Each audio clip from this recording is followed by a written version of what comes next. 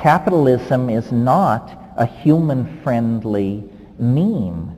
I mean, capitalism will sell the ground right out from under where you're standing. It has developed a rapacious appetite for its own survival at the expense of human beings.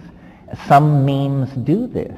I mean, fascism was a meme so virulent to the human agenda that major outbreaks of it, the whole planet halted what it was doing and stomped it out.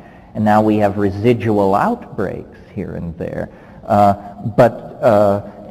In terms of the aggression into novelty, it isn't a matter of human decision. It's happening around the clock. It's unstoppable. The cultural experience is becoming more and more psychedelic as it becomes more and more translinear and post-Newtonian.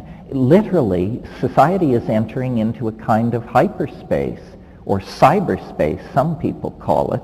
I think of cyberspace as the literalization of hyperspace. One is the Platonic goal, the other is the human artifact that seeks to realize that goal. But definitely the cascade of novelty has now reached such an intensity that you have to be very lumpen indeed, I think, not to see it happening, especially if you live in a town like this one, for crying out loud.